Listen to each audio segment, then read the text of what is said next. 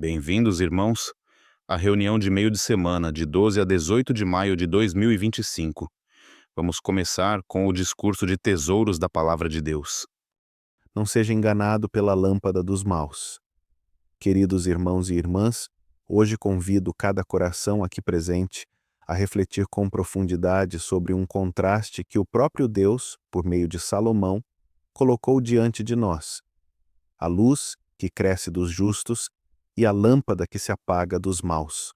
Nosso tema ecoa as palavras de Provérbios 13, 9. A luz dos justos brilha intensamente, mas a lâmpada dos maus será apagada. A lâmpada dos maus é sedutora, mas temporária. A lâmpada do iníquo pode parecer fulgurante no início. Fama repentina, ganhos fáceis, prazeres sem limites, tudo isso reluz como fogo fátuo que dança sobre o pântano, mas Deus garante que essa chama minguará até restar apenas escuridão. Lembremo-nos de que, ainda que o ímpio pareça prosperar, Deus cuidará de que ele termine na escuridão. Provérbios 20 e 20. E que não há futuro para quem é mau. Provérbios 24 e 20. Assim, não permitamos que o brilho passageiro do pecado nos ofusque a visão da verdadeira luz. Como evitar ser enganado? Provérbios 13 e 20 fornece o segundo passo. Quem anda com sábios se tornará sábio, mas quem se junta com tolos acabará mal. Satanás usa pessoas, colegas, influenciadores digitais, até amigos chegados, para pintar o erro com cores de aventura e liberdade. Uma irmã de 24 anos confessou: fui muito influenciada pelas más companhias, pois temia pensar diferente dos colegas. Quantos de nós enfrentamos pressão semelhante na escola, no trabalho ou nas redes sociais? Escolher nossos companheiros não é apenas questão social, é questão espiritual. Andar com sábios, com aqueles que honram a Jeová, nos protege de ideias que tornam coisas ruins pareçam boas. Repare como o texto diz que a luz dos justos brilha intensamente. A ideia original comunica aumento progressivo, como a aurora que se torna pleno dia. Essa luz vem de cultivar oração, estudo bíblico e serviço a Jeová. Cada decisão correta adiciona óleo à nossa lâmpada. Cada ato de fé faz a chama crescer. Logo, mesmo pequenos atos de integridade no lar, no trabalho ou na universidade fomentam uma luminosidade que inspira outros a seguir o caminho seguro.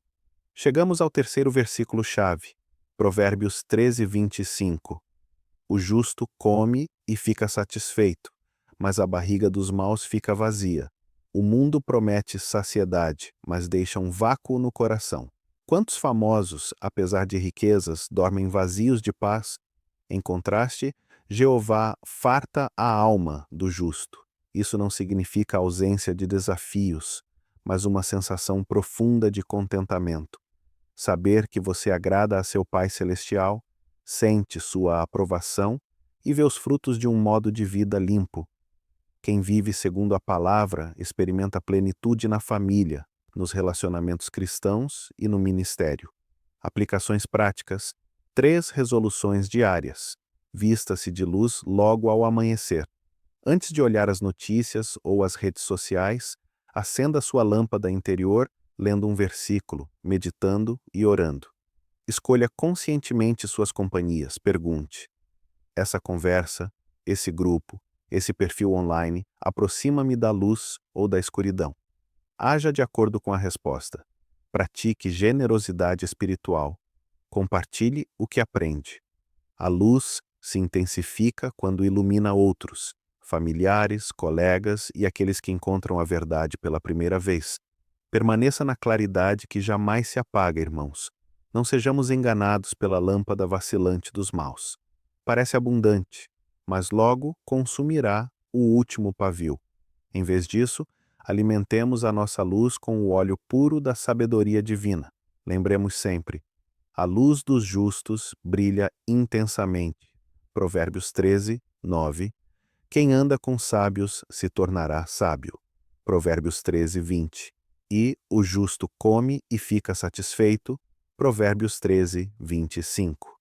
Que cada um de nós saia daqui decidido a brilhar ainda mais, não para nossa glória, mas para a de Jeová, a fonte de toda a verdadeira luminosidade.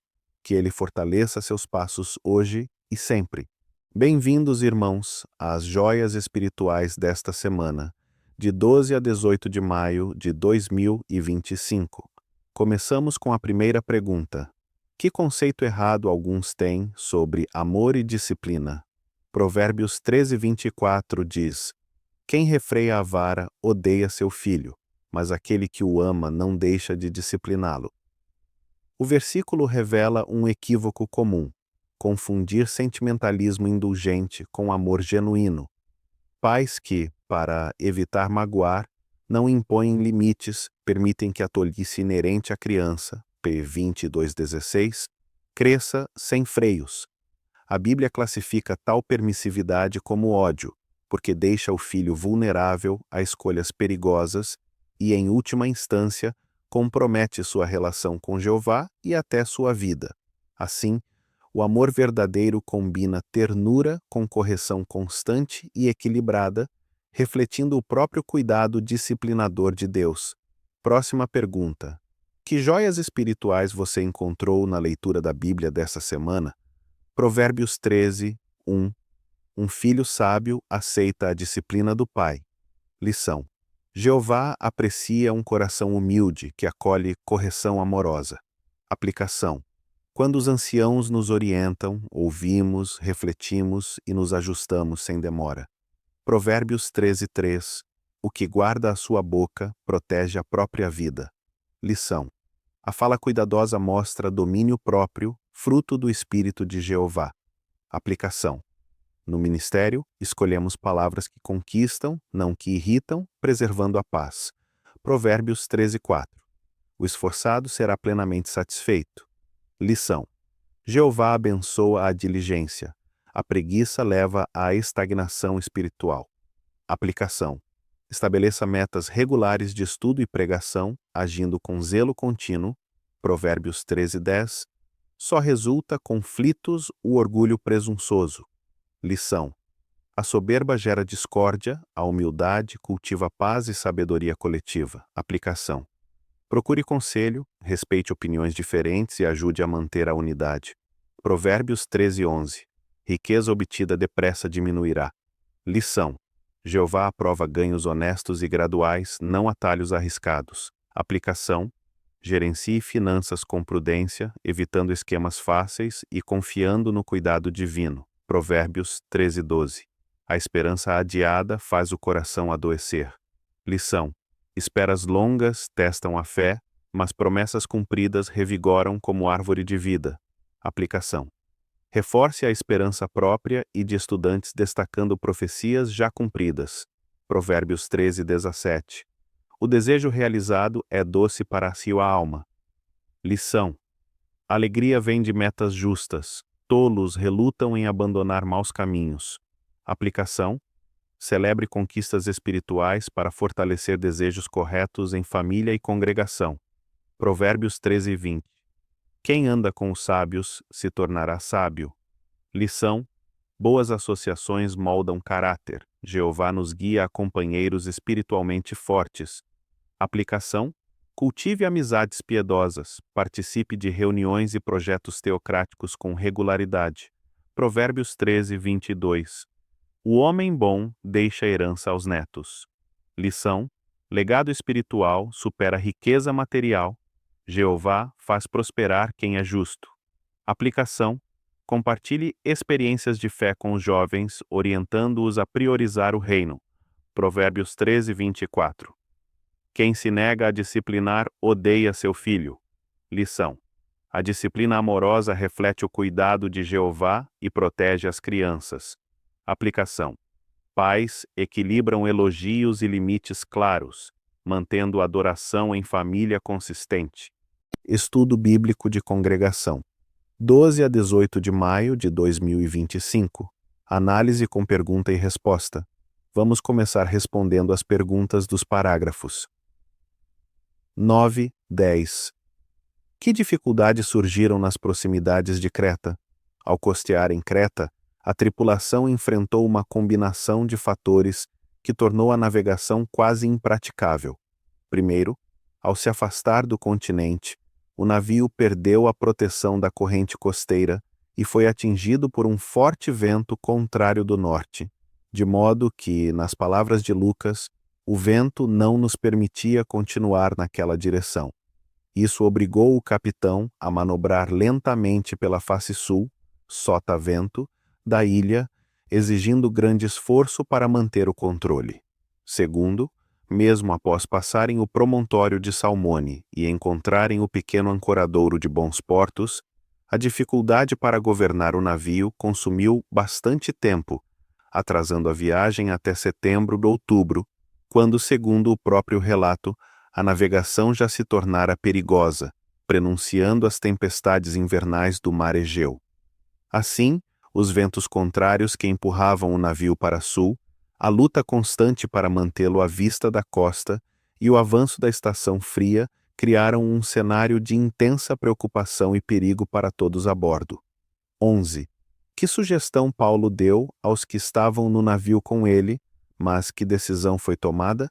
Paulo, recorrendo à sua experiência em viagens pelo Mediterrâneo, aconselhou com firmeza que o navio permanecesse ancorado em bons portos, alertando que continuar a viagem resultaria em danos e grandes perdas, inclusive a possibilidade de perder vidas. Contudo, o piloto e o proprietário do navio consideraram mais seguro buscar um porto melhor para passar o inverno. Fênix, alguns quilômetros adiante, eles persuadiram o centurião Júlio e a maioria da tripulação a concordar. Assim que soprou uma brisa aparentemente favorável do sul, levantaram âncora e partiram, desconsiderando o conselho prudente de Paulo. 12.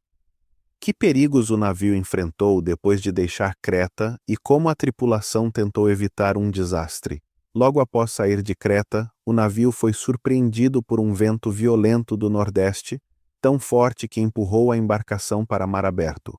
Temporariamente, encontraram abrigo atrás da pequena ilha de Cauda, mas ainda corriam o risco de serem arrastados para os traiçoeiros bancos de areia ao norte da África.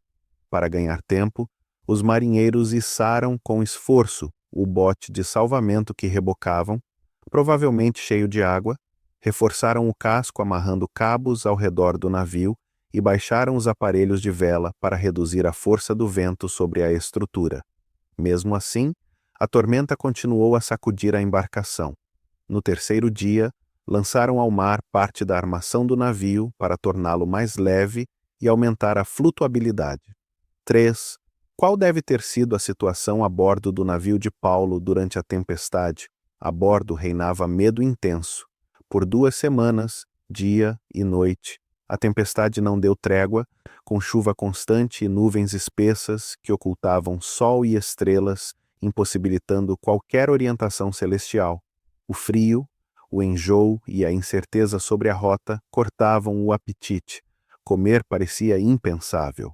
Mesmo assim, Paulo permanecia confiante, lembrando-se da garantia do Senhor de que ele prestaria testemunho em Roma. Essa esperança, reforçada mais tarde pelo aparecimento de um anjo, sustentou não só Paulo, mas também seus companheiros cristãos, apesar do pavor que dominava o restante da tripulação. 14, 15a. Ao falar com as pessoas que estavam no navio com ele, por que Paulo mencionou o aviso que lhes tinha dado antes? Paulo relembrou sua advertência anterior de que prosseguir viagem resultaria em danos e grandes perdas, não para se vangloriar nem censurá-los, mas para reforçar a credibilidade de suas palavras. O cumprimento exato de seu aviso mostrava que ele falava sob orientação divina. Portanto, as pessoas ali podiam confiar igualmente na mensagem de salvação que ele apresentaria em seguida. Assim, ao destacar o acerto de seu conselho anterior, Paulo preparou o terreno para que aceitassem com fé o incentivo e a esperança que Jeová acabara de transmitir por meio dele. 14, 15b. O que podemos aprender da mensagem de esperança que Paulo transmitiu àquelas pessoas? A declaração de Paulo de que nenhum deles perderia a vida porque Deus lhe havia concedido a vida de todos os que navegam com ele, mostra como Jeová se preocupa com cada pessoa individualmente. Aprendemos que, mesmo em circunstâncias assustadoras, podemos infundir coragem aos outros, apontando para as promessas confiáveis de Deus, destacando o seu desejo de que ninguém seja destruído. A atitude de Paulo nos incentiva a compartilhar a mensagem de esperança com o maior número possível de pessoas. Vidas preciosas dependem de sabermos usar cada oportunidade para transmitir consolo, fé e a certeza de livramento que procede de Jeová. 16, 17a. Em que ocasião Paulo orou e qual foi o resultado de ele ter feito isso? Depois de 2 semanas de tempestade e jejum involuntário, Paulo reuniu os 276 tripulantes, exortou-os a comer e, diante de todos, elevou uma oração de agradecimento a Deus antes da refeição. Atos 27, 35. Essa prece pública, feita ainda no convés de um navio em perigo, transmitiu confiança na proteção divina. O efeito imediato foi notável. Todos tomaram coragem e também começaram a se alimentar. Assim, a simples oração de Paulo reanimou os homens física e emocionalmente, dando-lhes forças para enfrentar as últimas manobras de salvamento. 16, 17b. Como se cumpriu a predição que Paulo tinha feito? Paulo havia garantido, com base na mensagem de um anjo, que nenhum passageiro perderia a vida, embora o navio se perdesse. Na manhã seguinte, a embarcação encalhou e a popa se despedaçou sob as ondas. Ainda assim, o centurião Júlio impediu que os soldados matassem os prisioneiros e ordenou que todos nadassem ou se agarrassem a destroços até a praia. Exatamente como Paulo predissera, cada pessoa chegou à terra firme, sã e salva, cumprimento completo da promessa de Deus de preservar todas as vidas a bordo, mesmo à custa da destruição do navio.